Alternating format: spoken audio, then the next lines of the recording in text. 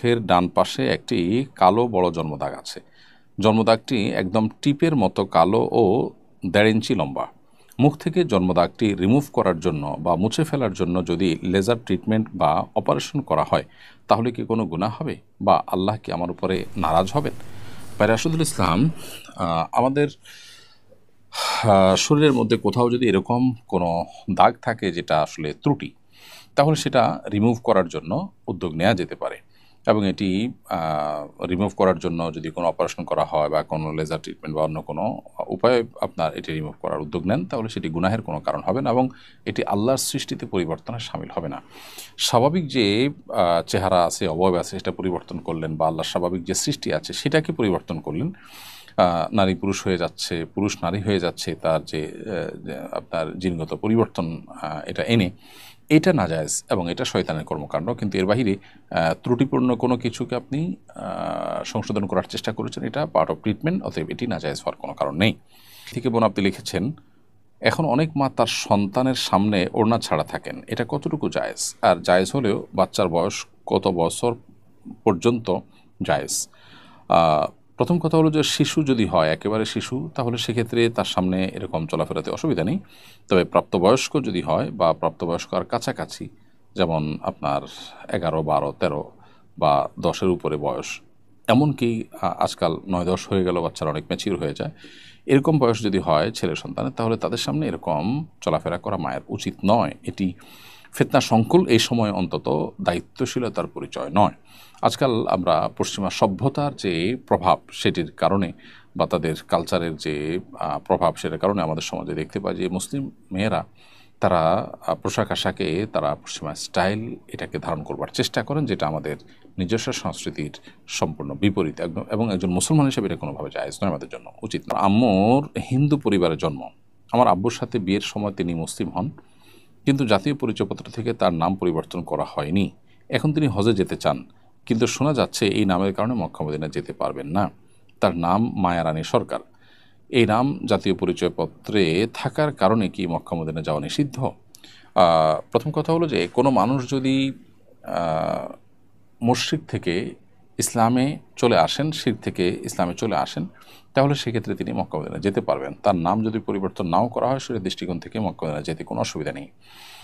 আর যদি আপনি এখানে সৌদি গভর্নমেন্টের পলিসি জানতে চান কিংবা তাদের ভিসার পলিসি অনুযায়ী নাম পরিবর্তন না করলে তিনি ভিসা পাবেন কিনা, যেতে পারবেন কিনা, সেটা যদি আপনি জানতে চান, তাহলে এ বিষয়ে সংশ্লিষ্ট যারা বিশেষজ্ঞ আছেন তারা বলতে পারবেন। তবে আমি আমার অভিজ্ঞতা এবং কমন সেন্স থেকে বলছি যে কেউ যদি কারোর ধর্ম পরিবর্তন করেন, এফিডেভিট করে থাকেন, তাহলে সেক্ষেত্রে তার কাগজে পত্রে, তার এনআইডিতে বা তার এনআইডির তথ্যে কিংবা তার পাসপোর্টে বিভিন্ন জায়গাতে তার রিলিজিয়ন পরিবর্তন হয়ে মুসলিম চলে আসার কথা, এবং সেটাই তার হজের ভিসা, উমরার ভিসা পাওয়ার জন্য যথেষ্ট। সো এই নামের কারণে তিনি প্রতিবন্ধকতা সৃষ্টি বা মুখোমুখি হবেন এমনটি আমার মনে হয় না। তারপরও এ বিষয়ে যারা এক্সপার্ট আছেন, বিশেষ করে এজেন্সির লোকজন আছেন যারা ভিসার কাজ করেন, তারা আরও ভালো বলতে পারবেন, আপনি তাদের সাথে যোগাযোগ করতে পারেন। তবে শরিয়াত দৃষ্টিকোণ থেকে আপনার মায়ের এই নামটি থাকার কারণে তিনি মক্কা মদিনা যেতে কোনো প্রকার অসুবিধা আছে অথবা মাসালাগতভাবে কোনো বাধা আছে, ব্যাপারটি সেরকম নয়। মূলত মক্কা এবং মদিনাতে হারামের যে এরিয়া, মসজিদের যে হদুদে হারাম, এই এরিয়ার মধ্যে অমুসলিমদের, অন্য ধর্মাবলম্বীদের বা মুশরিকদের, কাফিরদের প্রবেশ নিষেধ।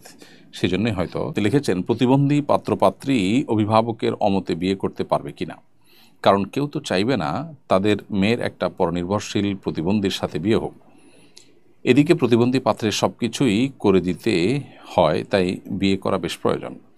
এক্ষেত্রে পাত্রী সব মেনে নিয়ে সম্মতি দিলে পাত্রীর অভিভাবকের অমতে বিয়ে সম্পন্ন হবে কিনা।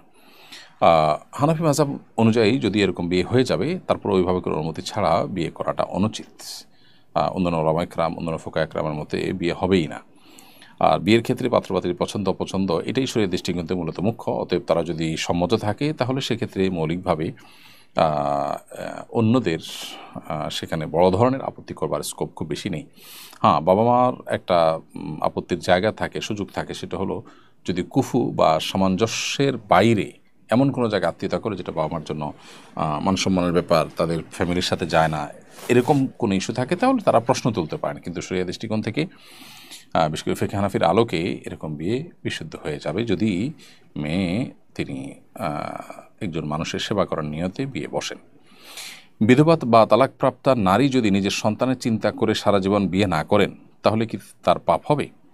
কোনো নারী বিধবা বা তালাকপ্রাপ্তা হয়েছেন, এদিকে তার ছোট ছোট সন্তানরা আছে, এই সন্তানদের কষ্ট হতে পারে, তিনি যদি বিয়ে বসেন তাহলে সেক্ষেত্রে এই সন্তানদের লালন পালনে অসুবিধা তৈরি হতে পারে, তারা অস্বস্তিতে পড়তে পারে, বিপদে পড়তে পারে, এই চিন্তা করে সন্তানদের মুখের দিকে চেয়ে তিনি যদি বাকি জীবন বিবাহ না করে থাকেন তাহলে এটা গুনাহের কোনো কারণ হবে না। বিশেষ করে বিয়ে না করলে যদি তার কোনো ফিতনায় পতিত হওয়ার আশঙ্কা না থাকে তাহলে সেক্ষেত্রে তার জন্য এটি পাপ হবে না, বরং এটি তার জন্য সওয়াবের কারণ হতে পারে। এ ব্যাপারে মুসনাদে আবু আলাতে আবু হুরায়রা তাআলা বর্ণিত একটা হাদিস রয়েছে। নবী সাল্লাল্লাহু আলাইহি ওয়াসাল্লাম বলেছেন, আনা আউয়ালু মান ইফতাহু লাহু বাবুল জান্নাহ, যে ব্যক্তির জন্য জান্নাতের দুয়ার সবার আগে খোলা হবে সে ব্যক্তি হলেন আল্লাহর অনুগ্রহে আমি, অর্থাৎ নবী সাল্লাল্লাহু আলাইহি ওয়াসাল্লাম তার কথা বলছেন। তিনি বলেছেন যে যখন আমার জন্য দরজা খোলা হবে জান্নাতের উদ্বোধন করবার জন্য, তখন একজন নারী এসে উপস্থিত হবেন যিনি যেতে চাইবেন। তখন নবী সাল্লাল্লাহু আলাইহি ওয়াসাল্লাম তাকে বলবেন যে কী হলো তোমার, কে তুমি, কেন আগে যেতে চাচ্ছ? তখন সে নারী বলবে, আমি সেই মহিলা যে আমার স্বামী কিছু এতিম বাচ্চা রেখে গেছে, এতিমদের লালন পালনের যে ফজিলত এবং চেতনা, সেই জায়গা থেকে আমি আর বিয়ে বসিনি। তো এখান থেকে বোঝা যায় পরিষ্কারভাবে যে কোনো নারী যদি এই স্যাক্রিফাইস করেন, কোনো বোন যদি এই ত্যাগটা করেন তাহলে সেক্ষেত্রে আল্লাহ তাআলার কাছে তিনি বিনিময় পাবেন। অতএব এটার কারণে তিনি পাপিষ্ঠ হওয়ার প্রশ্ন ওঠে না। তবে এর বিপরীতে যদি এমন হয় যে কোনো নারী তিনি বিবাহ না বসলে বরং ফিতনায় পতিত হওয়ার আশঙ্কা থাকে, তখন তার জন্য বিয়ে করাটাই উত্তম। ওই সন্তানদের মুখের দিকে চেয়ে নিজের চরিত্রকে বা নিজের তাকওয়াকে তিনি রিস্কের মধ্যে ফেলা উচিত নয়। একজন অবিবাহিত মেয়ের মা বাবা মারা গেছেন, এখন তার ভাই অভিভাবক হিসাবে গণ্য হয়, কিন্তু মেয়েটি ব্যক্তিগত কারণে ভাইয়ের অভিভাবকত্ব চায় না এবং নিজের মতো স্বাধীনভাবে বাকি জীবন কাটাতে চায়। এভাবে সিদ্ধান্ত নেওয়া কি তার গুনাহ হবে? প্রাপ্তবয়স্ক মেয়ে যদি হয়, হানাফি ফিকহ অনুযায়ী যেহেতু অভিভাবক ছাড়াও বিয়ে শাদী হয়, অতএব কোনো ভাই এর প্রতি যদি যৌক্তিক কারণে তার কষ্ট লাগা থাকে, তাকে অভিভাবক বানানো ছাড়া বিয়ে করলে হানাফি ফিকহ অনুযায়ী বিয়ে হয়ে যাবে। তবে শরিয়ার দৃষ্টিকোণ থেকে, শরিয়ার মেজাজ অনুযায়ী, শরিয়ার যে চাহিদা বা চাওয়া আছে এক্ষেত্রে, সেটা অনুযায়ী অভিভাবক থাকাটাই হলো বিয়েতে কাঙ্ক্ষিত এবং প্রত্যাশিত এবং এক্সপেক্টেড। সো এখানে অভিভাবক হিসাবে বাবা না থাকার কারণে যেহেতু ভাই আছেন, তিনি অভিভাবক, তার প্রতি কোনো মনে দুঃখ বা কষ্ট থাকলেও শরিয়ার দৃষ্টিকোণ থেকে বা শরিয়ার যে আপনার বিয়ের ক্ষেত্রে শরিয়ার যে নীতিমালা, সেটাকে মাথায় রেখে নিজের কষ্ট হলেও ভাইয়ের অভিভাবকত্বকে মেনে নেওয়াটাই হলো উত্তম এবং উচিত। আক্রান্ত হয়ে বিশ্বজয়ী হাফেজ কারি সাইফুর রহমান ত্বকী মারা গেলেন। এছাড়াও ইদানিং অনেক মানুষ ডেঙ্গু, চিকুনগুনিয়া, ফ্লু সহ ভাইরাসজনিত নানা জ্বরে আক্রান্ত হচ্ছেন।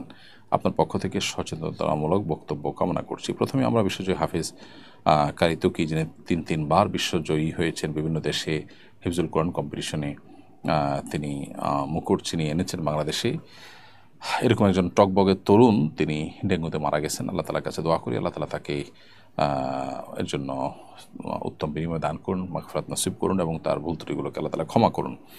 শোক সন্তপ্ত পরিবারকে আল্লাহ তাআলা সান্ত্বনা নসিব করুন, আমরা দোয়া করি। এর বাইরেও অনেক ব্যক্তিবর্গই ব্যক্তিগতভাবে চিনি, এরকম বিশিষ্ট ব্যক্তি বা সর্বস্তরের সাধারণ মানুষ ডেঙ্গুতে আক্রান্ত হচ্ছে এবং অনেকেই সিরিয়াস পর্যায়ে চলে যাচ্ছে। তো এরকম